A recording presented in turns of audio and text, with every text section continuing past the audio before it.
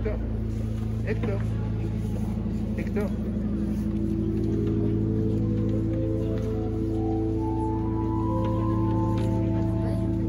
Je voulais dire bonjour à Dominique.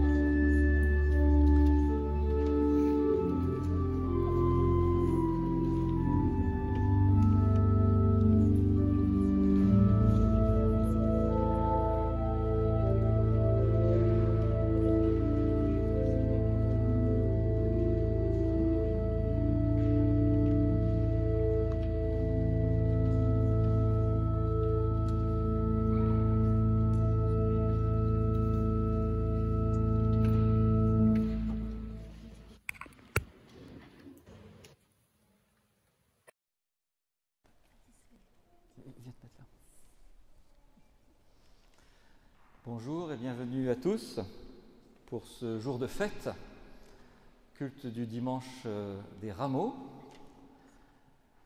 Bienvenue à chacun et bienvenue en particulier aux enfants du jardin biblique, aux enfants de l'école biblique et aux enfants du pré-caté.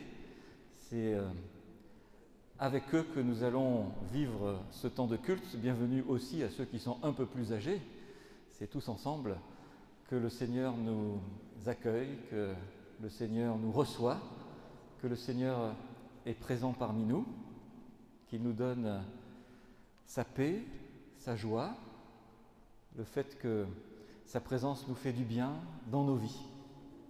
C'est un culte de fête qu'on a préparé avec les animateurs du jardin biblique, de l'école biblique et du pré-caté. Il n'y aura pas de prédication comme dans un culte des autres dimanches, mais plutôt plusieurs moments de cheminement et puis de dialogue avec en particulier les enfants. Donc c'est plutôt les enfants qui seront appelés à réagir, mais les autres peuvent dans leur cœur réagir pareil, bien sûr. Nous chanterons deux chants que nous ne connaissons pas. En tout cas, les enfants les ont appris, et puis Mathieu nous aidera à les chanter, Peter accompagnera, et puis Mathieu nous guidera dans le chant. C'est la feuille supplémentaire que vous avez dans les déroulements de culte pour les adultes. Et puis pour les enfants, vous avez le feuillet vert avec tous les chants qui sont dedans, dans l'ordre où on les chantera. Voilà, j'espère que tout le monde a bien une feuille à portée des yeux. Eh bien, nous entrons dans le temps de la prière. C'est une prière pour dire merci à Dieu. Alors Dieu, comme souvent, on ne le voit pas. On a l'habitude souvent dans la prière de fermer les yeux. C'est une manière de se concentrer et puis de penser à Dieu et de lui parler. Donc je vous invite à fermer les yeux et puis à dire les mots que je vais dire à Dieu. Nous prions.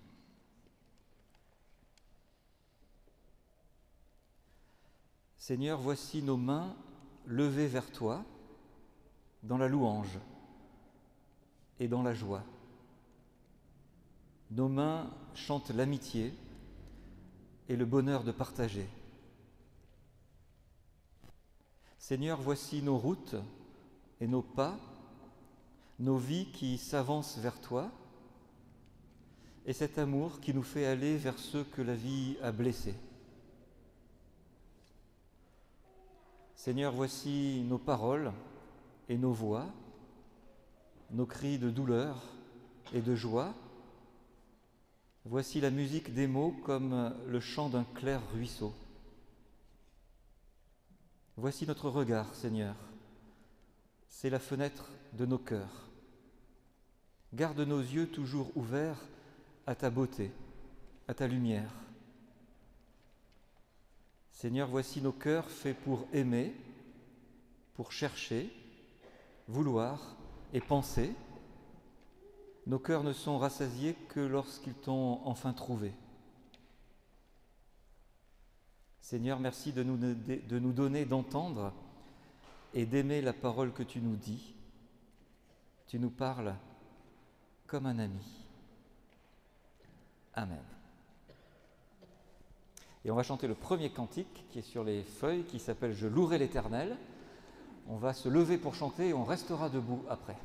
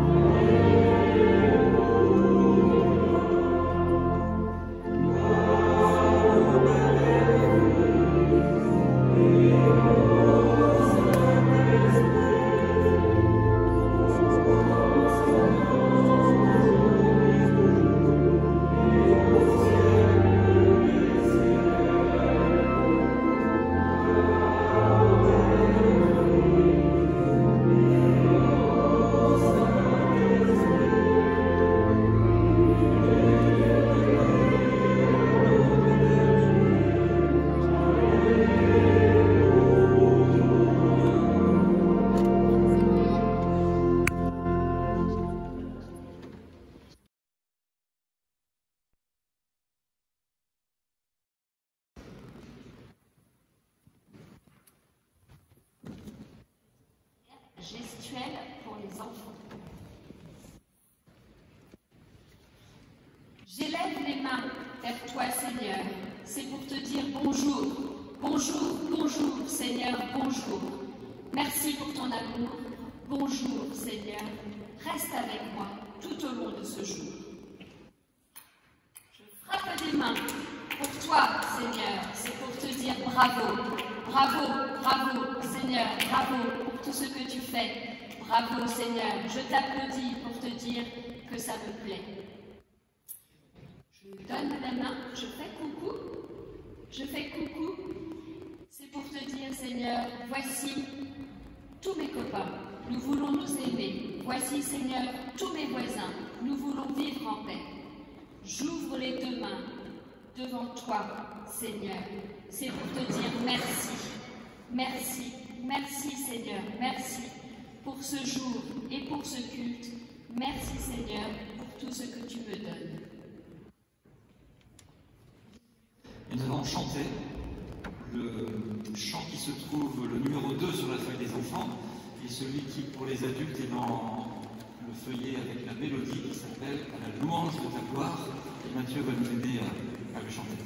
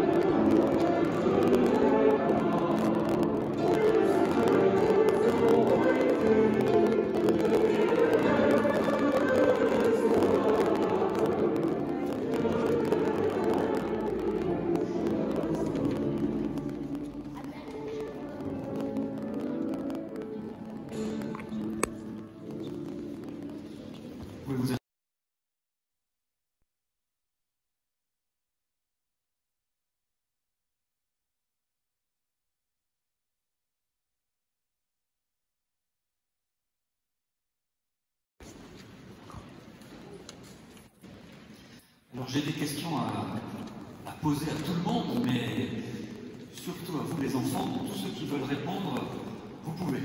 Vous levez la main et puis je viens prendre votre réponse. Hop, je tire un fil. Est-ce que vous aimez faire la fête? Oui? Ceux qui n'aiment pas faire la fête, vous levez la main. Ceux qui n'aiment pas faire la fête. Ah, bah, tu verras, j'espère qu'après tu vas aimer. Et ceux qui aiment faire la fête, on peut lever la main. Alors, les adultes aussi, tout le monde. Pourquoi? Mais pourquoi est-ce qu'on aime faire la fête, en fait? Pourquoi vous aimez faire la fête? Parce que c'est joyeux. Oui, c'est joyeux, une fête. C'est amusant. C'est la même réponse, c'est joyeux, c'est amusant. Vous avez d'autres... Oui.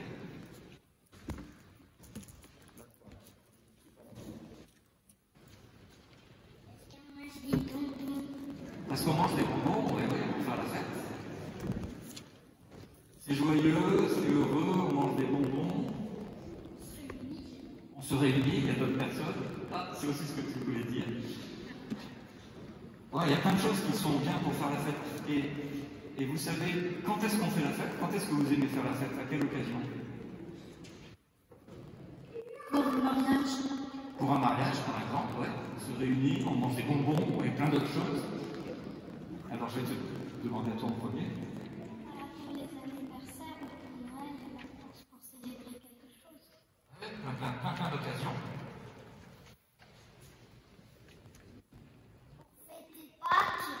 Pour fêter Pâques, oui. Il y a plein d'occasions pour faire la fête. Et bien aujourd'hui, c'est un jour de fête. Ça s'appelle, vous savez comment s'appelle le dimanche d'aujourd'hui, non? Des rameaux. Le dimanche des rameaux. Alors on va parler de ça. Alors, le dimanche des rameaux, c'est quelque chose qui se passe dans une ville qui s'appelle Jérusalem. Jérusalem, c'est une ville qui se trouve en Israël, et c'est la ville qui est très importante au moment de toute l'histoire biblique, parce que c'est là que se passent beaucoup de choses. Et c'est en particulier là qu'on se rassemblait dans les grands moments de fête. Jérusalem, c'était une ville qui comptait, il y a 2000 ans, 30 000 habitants. Pour l'époque, c'était une grosse ville. 30 000 habitants. Et quand il y avait des fêtes, et en particulier la plus grande fête, il y avait 100 000 personnes qui venaient pour faire la fête dans cette ville de 30 000 personnes. Donc ça débordait de monde de partout. Vous avez vu en entrant une maquette de Jérusalem que les enfants du jardin biblique ont construit l'année dernière, il y a 2 ans. Alors c'était beaucoup plus grand que ça, mais ça nous montre ce lieu si important pour nous. Et puis, le jour des rameaux, les gens étaient rassemblés, donc des centaines de milliers de personnes, des dizaines de milliers, pour une fête particulière, la plus grande fête que l'on trouve dans l'histoire de la Bible. Est-ce que vous savez ce que c'est? Alors je dis juste, c'est ni un anniversaire, enfin, mais en tout cas, c'est pas un mariage, encore que. Qu'est-ce que c'est? La plus grande fête qu'il y a dans la Bible, est-ce que vous savez ce que c'est? Alors ça pourrait être Noël. C'est une grande fête Noël. Vous aimez la fête de Noël, hein? Faire des anniversaires. Ouais, quand il y a des anniversaires. Alors, c'est une fête, c'est pas Noël, ce jour-là. C'est une fête encore plus importante qui est une sorte d'anniversaire. Alors, je vais d'abord donner la parole à ceux qui n'ont pas répondu. Pâques. Est-ce que vous êtes d'accord avec tout ça? Il y avait d'autres idées? La naissance de Jésus. Alors, la naissance de Jésus, c'est un moment très important. Carnaval. Ah non, c'est pas carnaval, mais c'est une grande fête carnaval aussi. En fait, c'est la fête de Pâques qu'on fêtait, c'était la plus grande fête. Et vous savez ce qu'on fêtait à Pâques? Autrefois, hein?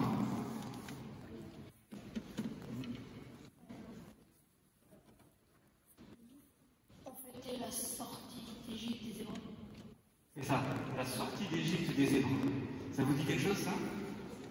C'était autrefois, il y a très longtemps, il y avait des Hébreux qui étaient en Égypte, ils étaient esclaves. C'est très dur d'être esclave. Hein. Et il faut travailler tout le temps, on se fait taper dessus, on n'est pas libre, c'est beaucoup de souffrance.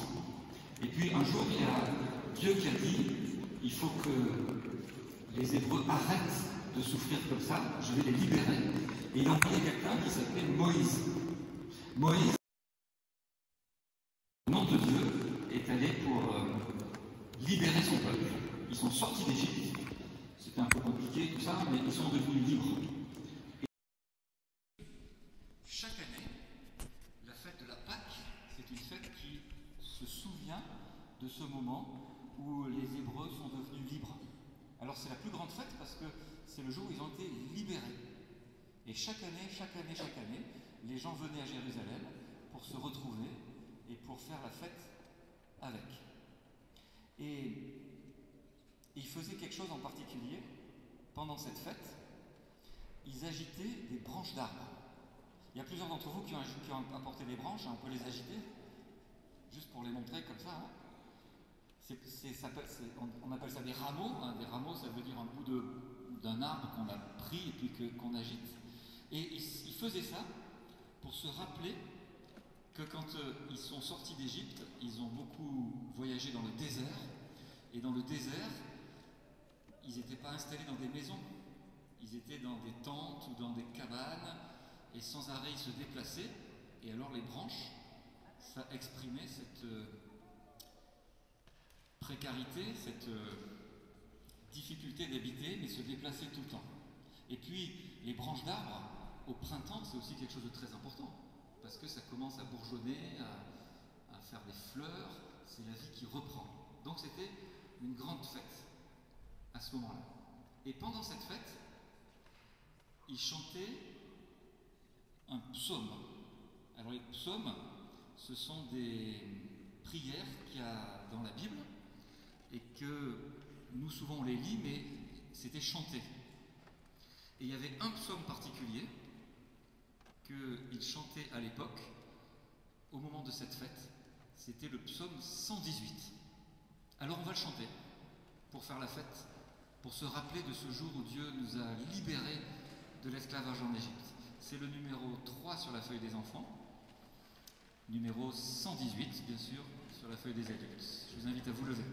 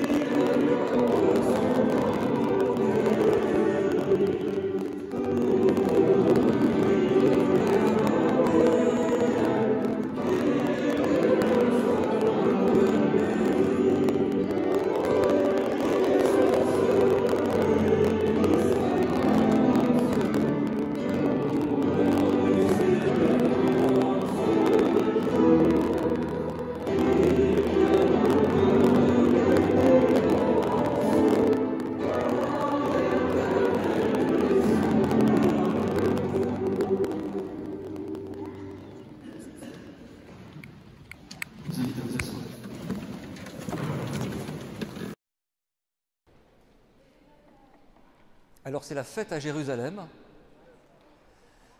Il y a 30 000 personnes qui habitent dans la ville, il y a 100 000 personnes en plus qui sont venues pour faire la fête.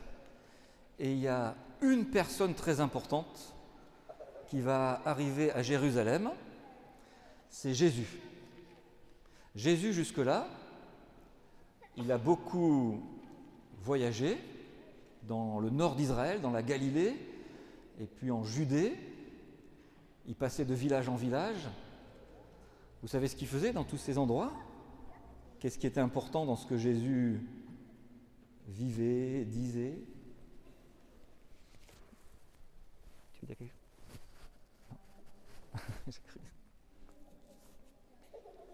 Qu'est-ce que Jésus racontait? Qui est-ce qu'il rencontrait? C'est dur, hein, c'était il y a 15 jours déjà la dernière séance d'école biblique. Hein. Jésus, il rencontrait des gens qui souvent étaient des gens qui avaient des souffrances, et puis il leur faisait beaucoup de bien.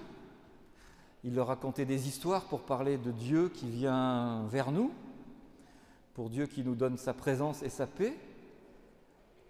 Et puis il annonçait qu'avec lui, c'était vraiment Dieu qui venait. Jésus, jusque-là, il n'avait jamais encore été à Jérusalem pour dire ça. Et il décide d'arriver à Jérusalem. Et il le fait ce jour-là, au moment de la fête de la Pâque, parce qu'il veut montrer qu'il est celui qui vient de la part de Dieu. À l'époque, on pensait que celui qui vient de la part de Dieu, qu'on appelle le Messie, il allait venir à Jérusalem pendant la fête de la Pâque. Alors Jésus se dit, c'est à ce moment-là que je vais entrer dans Jérusalem pour montrer que c'est moi, le Messie. Le Messie, c'est un mot un petit peu compliqué, c'est juste la traduction d'un mot hébreu, Messiar, alors on dit Messie, qui veut dire, voilà, celui que Dieu a choisi, celui que Dieu envoie, celui qui vient de la part de Dieu. L'hébreu, c'est la langue de la Bible, de l'Ancien Testament. Et la langue du Nouveau Testament, c'est le grec. Et en grec, on a traduit Messie par Christos. Donc quand on dit Jésus, Christ, ça veut dire Jésus est le Messie. C'est celui qui vient de la part de Dieu. Et alors, on attendait ce Messie comme étant un roi. Alors nous, on n'a pas souvent dans notre vie rencontré des rois, hein, parce qu'on est en République. Mais on a eu plein de contes, et puis dans l'histoire de France, et puis dans d'autres pays. Voilà. Alors maintenant, imaginez Jésus, il va arriver à Jérusalem, il va rentrer dans Jérusalem, au milieu de la foule, pour montrer qu'il est un roi.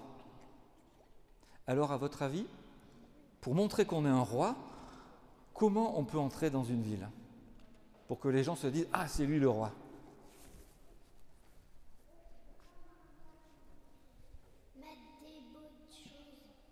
Mettre des belles choses, il faut que ça brille, qu'on soit bien habillé, voilà, que ça soit grandiose. Arriver en carrosse. Un carrosse, c'est-à-dire en beau véhicule qui montre qu'on est puissant. Offrir des choses aux gens qui sont à côté pour montrer qu'on est puissant et qu'on est généreux. Voilà, offrir des choses aux gens quand on arrive pour montrer qu'on est puissant et qu'on leur fait des cadeaux. Avoir de la charité, ouais. Alors il pourrait arriver comme véhicule, on va dire. Comme véhicule. Donc on a dit un carrosse, ça peut être un carrosse, hein. Et c'est vrai que les empereurs romains notamment, quand ils revenaient dans leur pays, à Rome, et puis qu'ils avaient gagné des guerres, ils étaient montés sur un char, tiré par plein de chevaux, pour montrer à quel point ils étaient hyper puissants. Donc ça pourrait être sur un char. Quel autre moyen de transport il y avait à l'époque?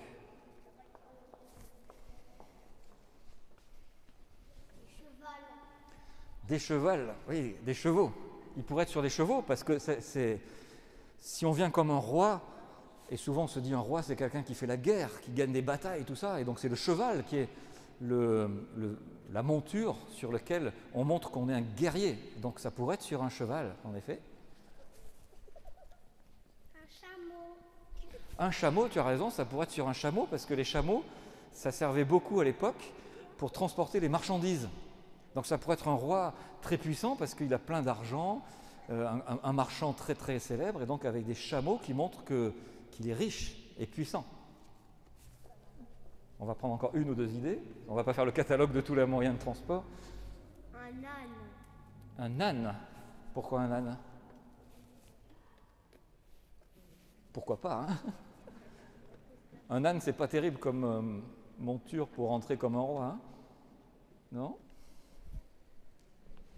Alors ça pourrait être dans un carrosse ou sur un char, pour montrer la puissance de celui qui a tout gagné. Ça pourrait être sur un cheval pour montrer qu'on est un guerrier.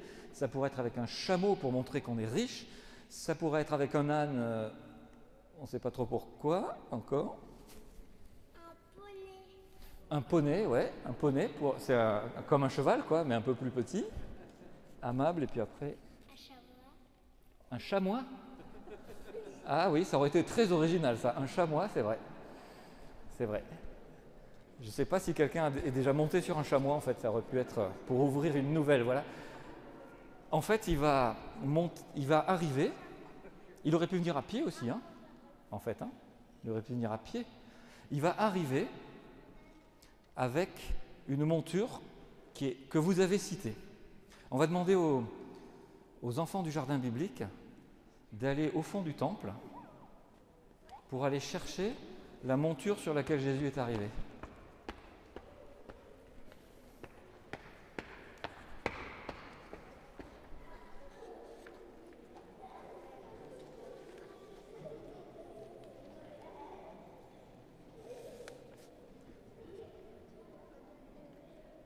Et pendant ce temps, on va se lever pour chanter ensemble le psaume 47, qui était aussi un chant qu'on chantait pour acclamer quand Dieu arrive. Frappez dans vos mains, vous tous les humains, pendant qu'arrive un âne. Alors on n'a pas pu, on est en plein cœur de Paris, donc c'est très difficile d'avoir un vrai âne, mais on a quand même réussi à en avoir un. Nous chantons le psaume 47.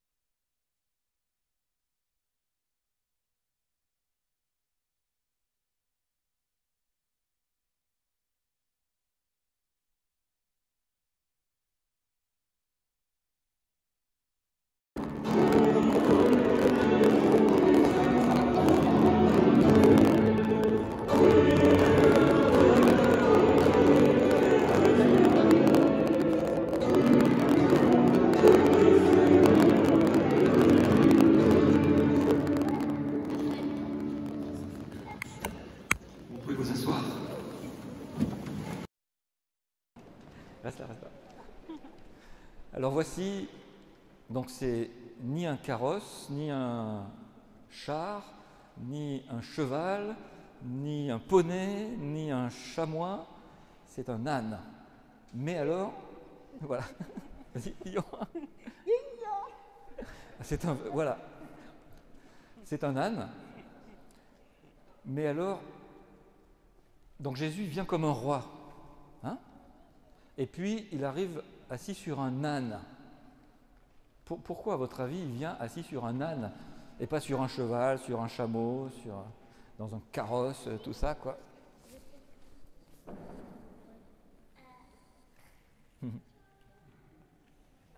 Réfléchis. Car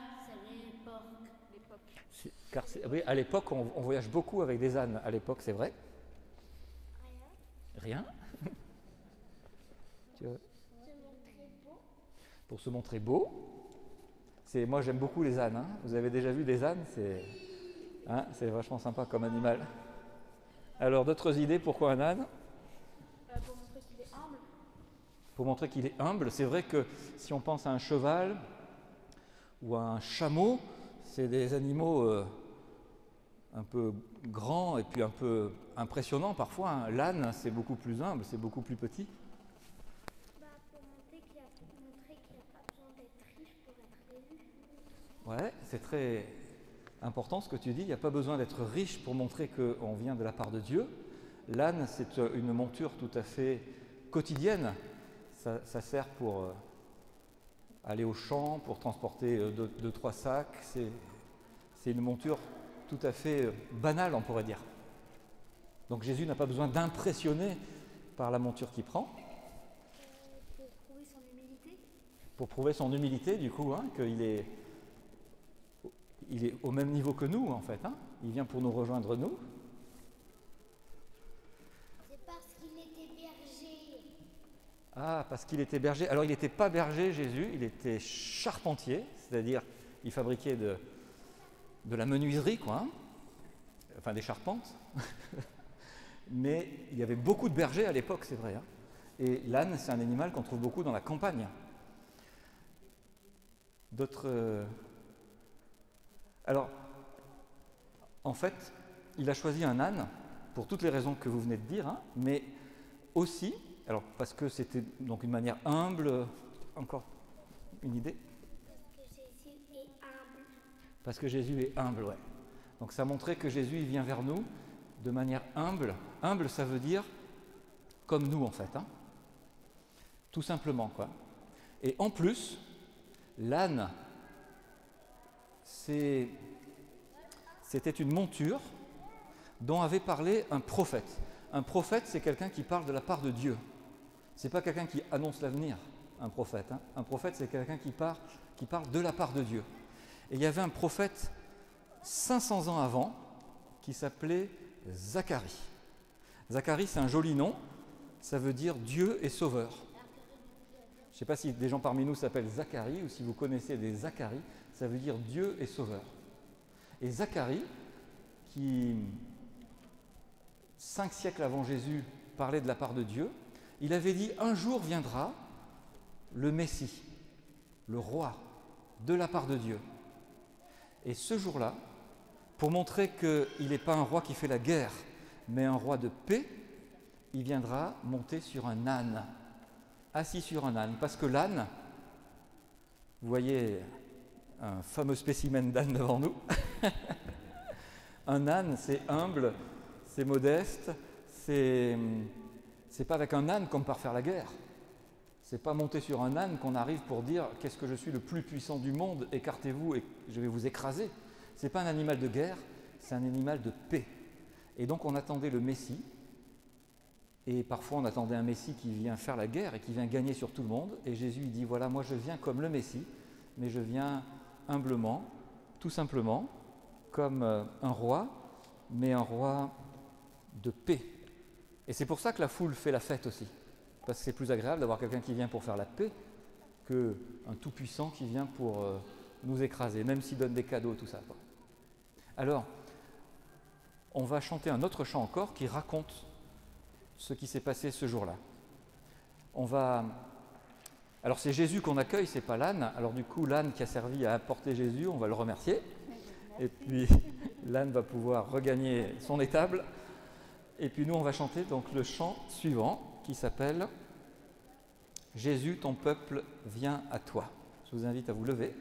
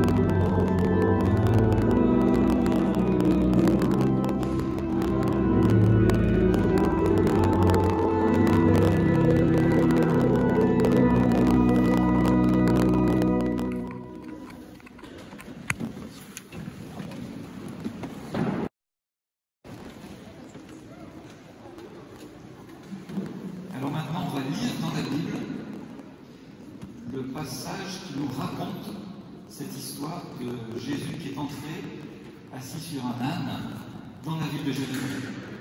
Alors ceux qui doivent lire, c'est les précatés du jeudi.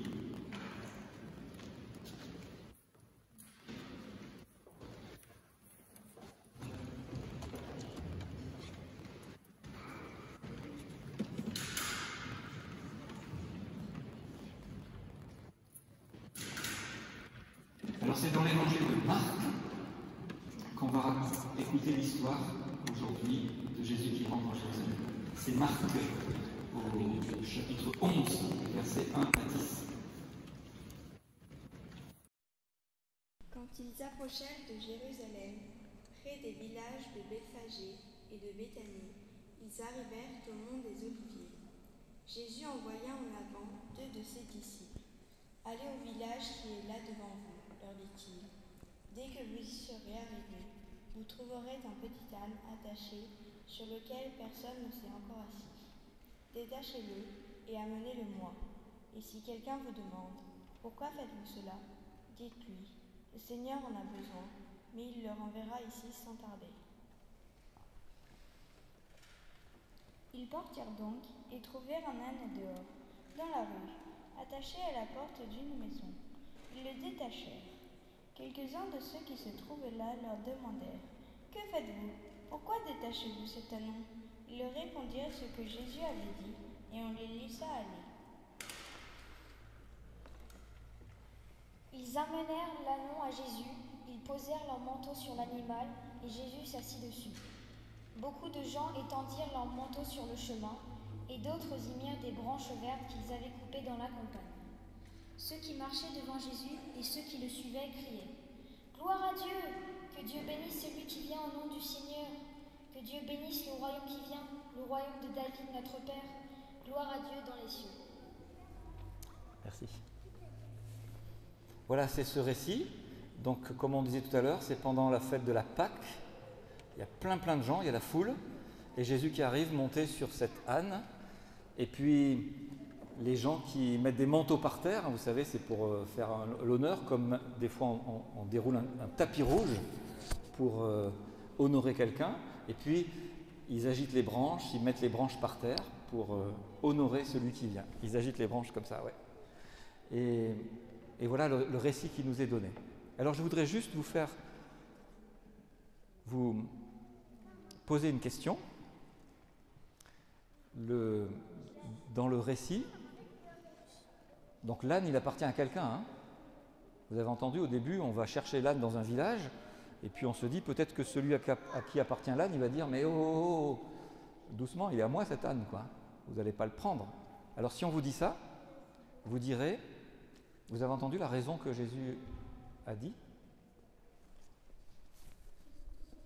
Le Seigneur en a besoin, mais il ne tardera pas à vous le rendre. Voilà, le Seigneur en a besoin. Ça, c'est pour ça qu'on prend cet âne. Le Seigneur en a besoin, mais on vous le rendra après, c'est-à-dire il ne vole pas l'âne quand même. Hein.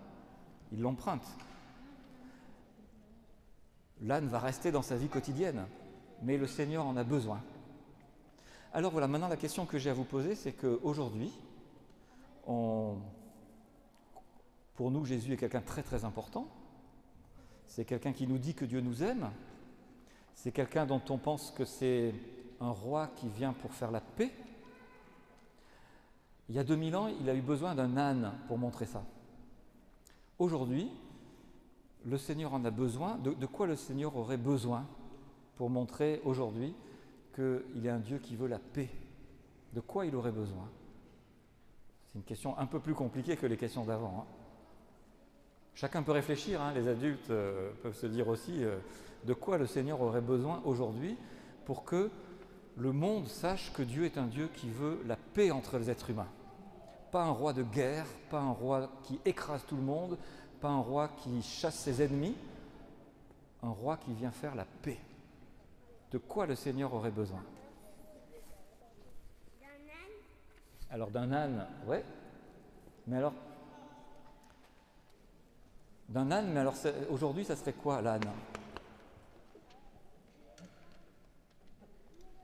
Vous pouvez essayer des réponses, hein, c'est pas Il n'y a pas des points à marquer. Hein. Tu sais pas trop. Ah, c'est pas trop. Tu es comme beaucoup de gens, on ne sait pas trop en fait. Une voiture un peu vieille qui date un peu, pas trop. Pourquoi? Parce que les ânes, on les utilisait avant, donc c'est une voiture qui est un peu date. D'accord. Elle propose une voiture un peu ancienne, qui date un peu, pour être humble, c'est ça en fait. Hein, comme l'âne était humble à l'époque, donc ça c'est un véhicule. Un micro. Un micro? Pourquoi? C'est maman qui m'a dit ça. Ah, c'est ta maman qui t'a dit ça. Oh, ça dénonce. Je t'épargne de... Tu veux... Ah ben on va aller demander à la maman directement. Avance-toi Stéphanie. Avance-toi parce que j'ai... Si j'ai bien compris la question, Jésus aurait besoin d'un micro pour qu'on l'entende bien. Voilà, alors continue à réfléchir. Hein. Il aurait besoin, dit Stéphanie, d'un micro pour qu'on puisse l'entendre bien. D'une vieille voiture pour qu'on se dise il reste toujours humble et proche de nous. On va s'approcher d'une réponse. Attends, à toi. Des colombes. Des Colombes. Des colombes. Pourquoi la colombe? C'est un signe de paix. Ouais, des colombes parce que c'est un signe de paix. Hein. C'est un oiseau qui symbolise la paix. D'un hélicoptère pour pouvoir faire le tour du monde et dire à tout le monde c'est bon, je suis là, et aussi un micro pour pouvoir parler et couvrir le bruit des hélices de l'hélicoptère. Un hélicoptère pour pouvoir le porter dans le monde entier. Il peut aussi avoir besoin de rien et De venir en marchant. Il peut juste venir en marchant aussi. Ils peuvent juste venir en marchant aussi, tout simplement, près de nous.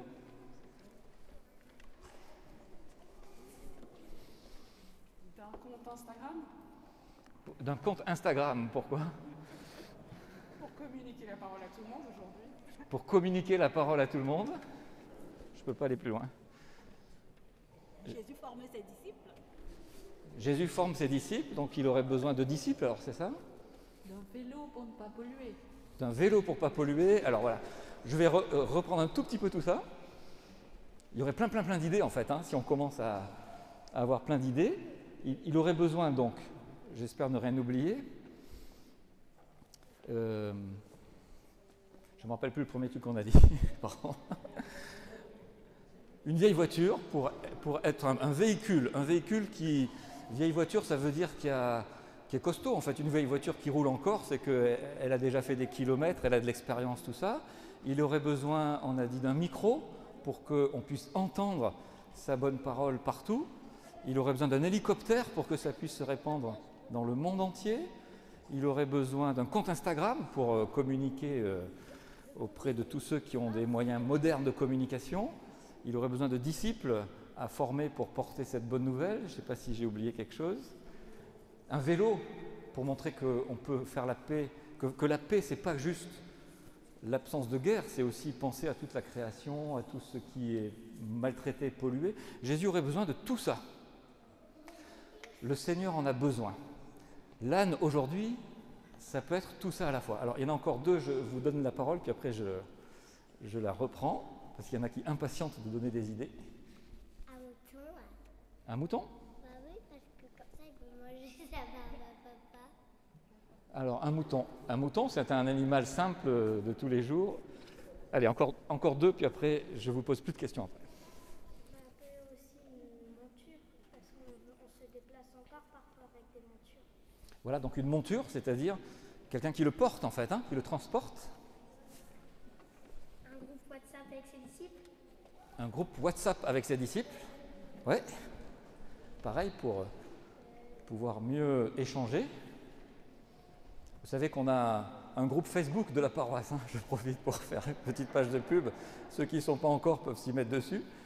Voilà, il aurait besoin de tout ça. Et bien tout ça, c'est dans ce temple. Tout ça, on l'a dans le temple. Regardez autour de vous. Vous le voyez?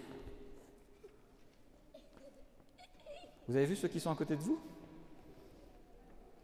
Et si vous voyez ceux qui sont à côté de vous, il y a d'autres qui vous regardent vous, en fait. Hein. le Seigneur en a besoin, eh bien le Seigneur, ce qu'il a besoin, c'est de nous, en fait. Nous, on est ses disciples qui pouvons, par tous les moyens que nous avons, partager au monde entier que Dieu est un Dieu d'amour, un Dieu de paix. Il a besoin de nous pour ça. Parce qu'il ne suffit pas de le dire, il faut aussi le vivre. Et attends, Ama, 2 secondes. Et il a besoin de nous pour que nous fassions la paix. Si nous sommes chrétiens, alors nous entendons dans ce récit quand Dieu dit « Le Seigneur en a besoin », qu'il nous parle à nous, à chacun de nous. Le Seigneur a besoin de moi. Donc chacun peut se dire « Le Seigneur a besoin de moi » pour faire la paix autour de soi, pour faire des choses dans l'église, pour faire les choses dans son travail, à l'école, avec ses voisins, en famille, pour dire que Dieu est un Dieu de paix. Jésus a besoin de nous. C'est ça être disciple, c'est être comme l'âne, humble, modeste, tout proche de nous, tout simple, comme nous en fait, parce que c'est nous les ânes. Alors les ânes, je vous rappelle, ce n'est pas un animal du tout bête, souvent on dit l'âne c'est un animal très intelligent. Et nous sommes très intelligents. Donc le Seigneur a besoin de notre intelligence, de notre humilité, de notre force, de tout ça. Alors pour se rappeler ça, parce que s'il y a quelque chose qui est le plus important dans ce texte et dont j'espère que vous allez vous rappeler à partir d'aujourd'hui, le Seigneur a besoin de moi. Alors on va vous donner à chacun, je vais demander aux animatrices de le faire, à chacun des enfants, on va vous donner, j'en montre juste un petit âne. Les animatrices d'école biblique ont passé des heures à préparer ça, chacune chez elles, pour se rappeler l'âne des rameaux, et il y a marqué dessus « Le Seigneur a besoin de moi ». Ça, vous pouvez mettre ça quelque part dans votre chambre, ou ailleurs, enfin où vous voulez, et puis ça vous rappelle ce récit. Le Seigneur a besoin de moi.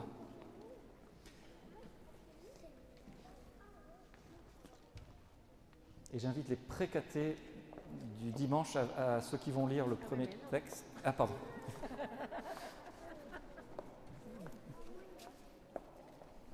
À s'avancer. Nathalie va les rassembler. Les enfants du jardin biblique, vous pouvez vous promener dans le temple pour montrer aux gens. Vous allez les montrer aux gens pendant que les précatés vont s'avancer.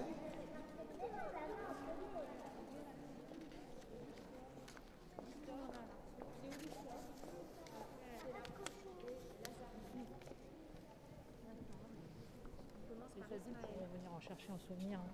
Oui. Non, tu restes avec Christian. Ismaël, je te donne le papier et tu le passes. Je vais en garder un pour moi. J'ai un grand temps.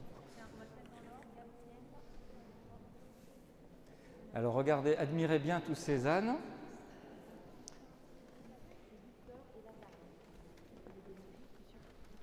On peut les distribuer dans le temple. Et quand c'est une famille, vous en donnez qu'un. Comme ça répartit mieux. Il y a un petit peu de rab, alors certains adultes vont pouvoir en recevoir. Il n'y en a pas assez pour tout le monde, donc on espère que ça ne va pas faire trop d'histoire entre nous. On peut se les prêter aussi, hein. Je le garde une semaine, je te le donne la semaine d'après.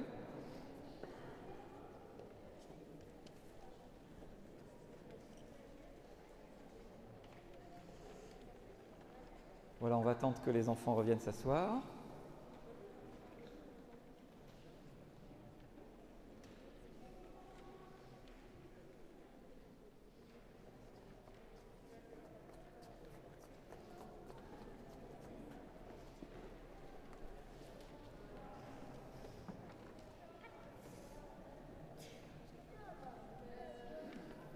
Et avant de chanter un avant-dernier chant,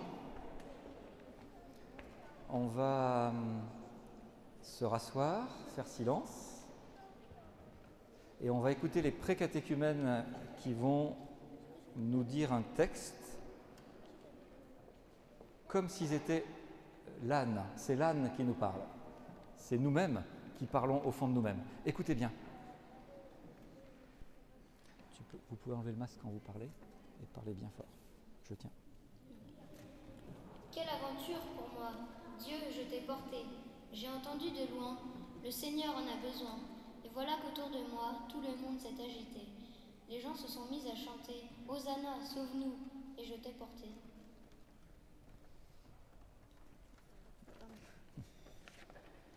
J'avais bien entendu dire que tu avais besoin des êtres humains, mais avais-tu vraiment besoin d'un âne? Et pourtant, j'ai entendu, le Seigneur en a besoin. En toutes sortes de pensées on a surgi en moi, les mêmes qui viennent à l'esprit des gens quand ils se sentent repérés par moi. Je pensais, ce n'est pas à moi qu'il s'adresse. Il y a bien d'autres ânes, plus grands, plus forts. Il y a même des chevaux. Ce serait tout de même mieux pour porter Dieu. Enlève ton masque. Je me disais, il va être lourd, trop lourd ce Dieu pour un petit âne. J'ai déjà bien assez des fardeaux quotidiens. Pourquoi ne me laisse-t-il pas tranquille? Je protestais. D'accord, je suis attachée, mais au moins je suis à l'ombre, à l'abri des coups et des moqueries. Je n'ai rien demandé. Qui est-il, ce Seigneur, pour importuner ceux qui tentent de vivre cachés?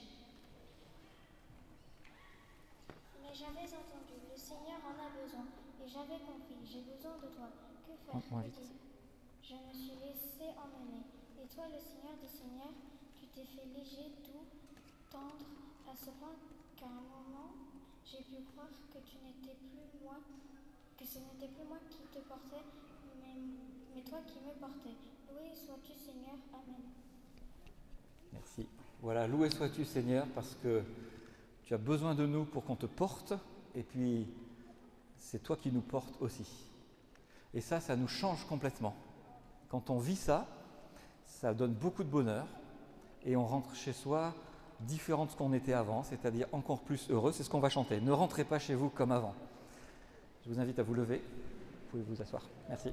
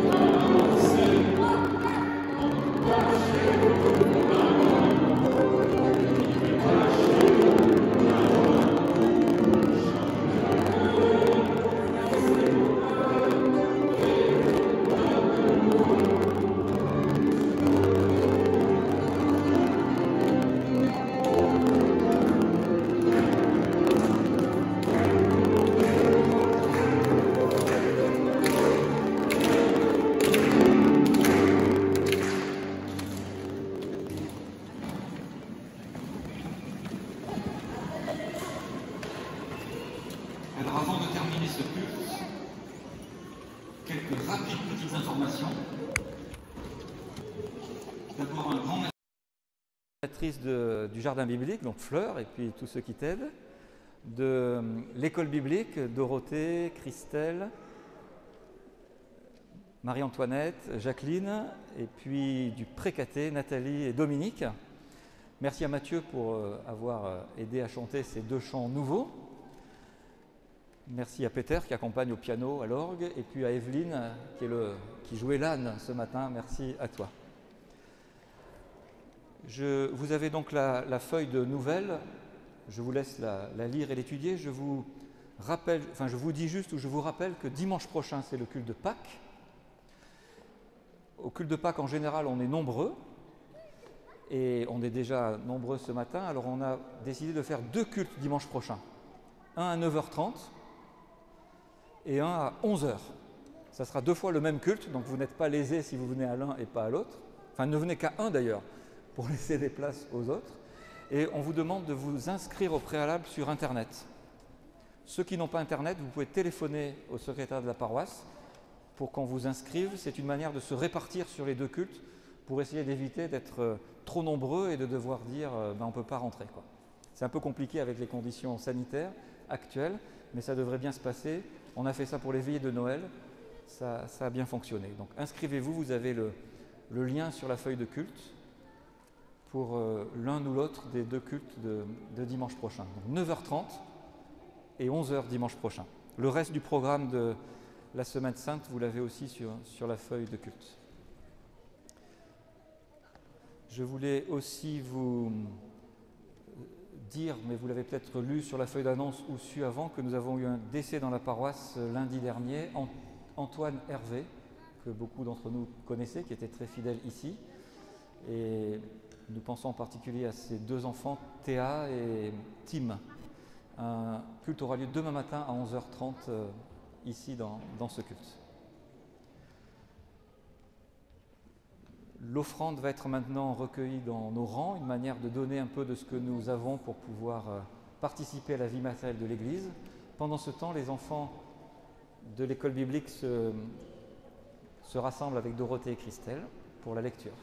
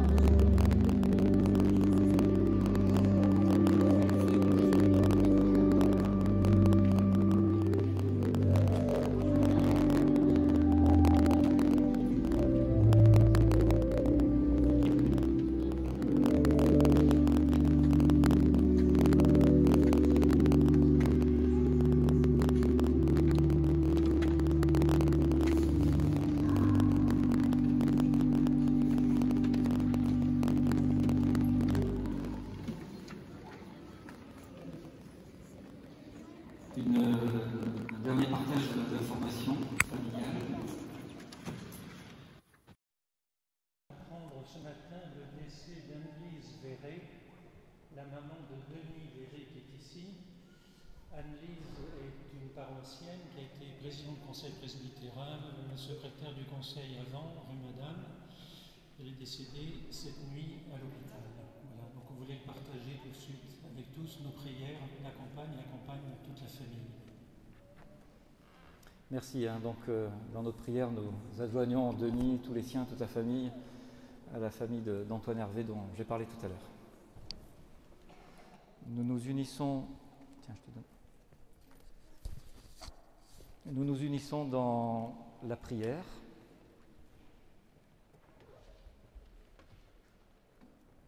Qui a été préparée et qui va être lue par les enfants de l'école biblique.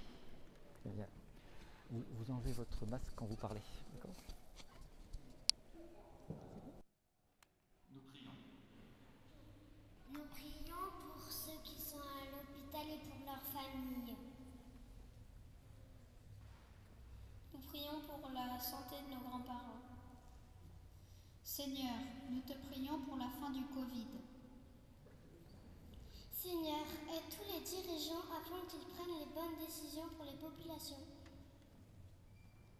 Seigneur, nous prions pour que les familles qui sont séparées malgré elles puissent se retrouver bientôt. Seigneur, aide ceux qui cherchent un travail. Nous prions pour les riches, aide-les à donner à ceux qui en ont tout besoin. Nous prions pour les pauvres, aidez-les à avoir à manger et une maison. Nous prions pour que les gens qui vivent dans les pays en guerre puissent retrouver la paix. Et nous te prions, Seigneur, pour la famille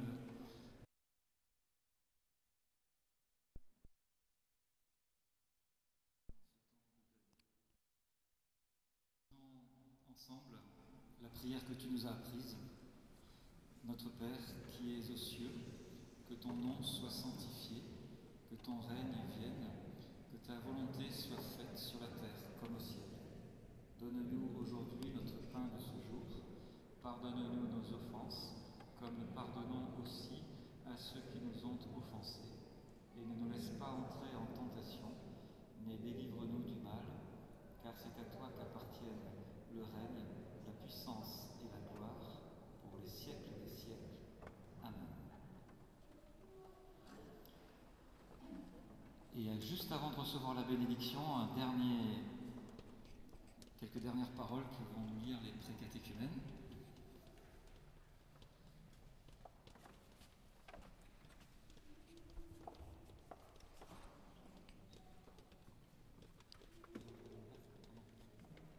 Le Seigneur a besoin de nous, qu'il nous donne de garder les pieds sur terre et les oreilles dressées vers le ciel, pour ne rien perdre de sa parole. Qu'il nous donne un dos courageux pour supporter les personnes les plus insupportables, qu'il nous donne d'avancer tout droit en méprisant les caresses flatteuses autant que les coups de bâton. Qu'il nous donne d'être sourds aux injures et à l'ingratitude, c'est la seule surdité que nous désirons, qu'il ne nous donne pas d'éviter toutes les sottises, car nous ferons toujours des âneries. Qui nous donne simplement de ne jamais désespérer de son amour pour ces êtres que nous sommes. Lui qui a fait son entrée prophétique à Jérusalem sur